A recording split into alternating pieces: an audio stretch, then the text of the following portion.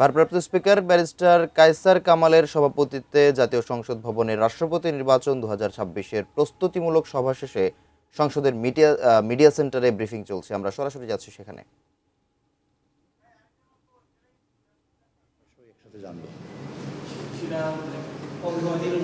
সেটা যেদিন নির্বাচন হবে মানে আমাদের মনোনয়নপত্র যেদিন জমা দেব দাখিল হবে সেদিনই আপনারা দাখিলের সময় আমরা সবাই জানবো।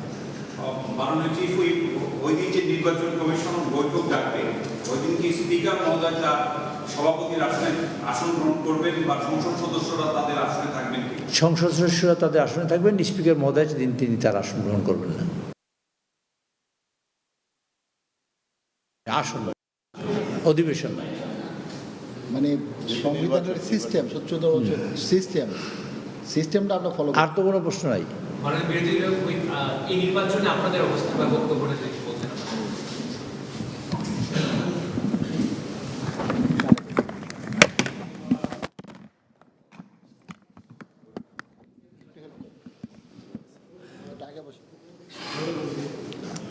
আসসালামু আলাইকুম, আপনাদের সবাইকে ধন্যবাদ।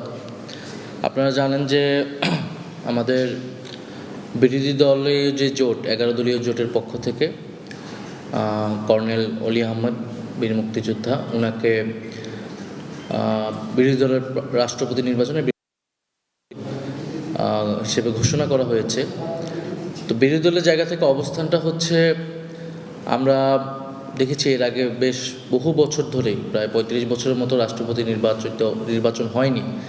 আমাদের কাছে মনে হয়েছে যে গণতন্ত্রের জন্য একটা অংশগ্রহণমূলক নির্বাচন প্রয়োজন এবং আমরা দেশকে আমাদের সেই রাজনৈতিক অবস্থানটাও জানান দিতে চাই যে আমাদের যিনি প্রার্থী তাকে আমরা মনে করছি এই মুহূর্তে বাংলাদেশের অভিভাবকত্ব হিসেবে তিনি সবচেয়ে গ্রহণযোগ্য হবেন।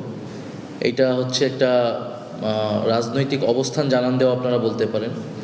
দ্বিতীয়ত হচ্ছে আমাদের প্রত্যাশাটা ছিল যে জুলাই সনদ অনুযায়ী রাষ্ট্রপতি নির্বাচনটা হওয়া উচিত ছিল, যে নির্বাচনের পরে যেহেতু গণভোটের রায়ও সংস্কারের পক্ষে এসেছে, তো সেইটার সংস্কার করে 70 অনুচ্ছেদ সংস্কার করে আমরা যদি রাষ্ট্রপতি নির্বাচনটা করতে পারতাম এবং জুলাই সনদ অনুযায়ী কিন্তু রাষ্ট্রপতির ক্ষমতাও অনেকগুলো জায়গায় বৃদ্ধি পাওয়ার কথা ছিল, তাহলে আমরা আসলে একটা আসলেই নতুন বাংলাদেশ, গণতান্ত্রিক বাংলাদেশ, ক্ষমতার ভারসাম্য এবং যেই রাষ্ট্রপতি যিনি নির্বাচিত হয়ে আসতেন তিনি আরও অনেক বেশি সম্মানিত হতেন এবং আরও অনেক বেশি গ্রহণযোগ্য এবং আস্থার জায়গাটা হতেন, ব্যক্তি হিসেবে না, এই পদটার সম্মানটা আরও বাড়ত।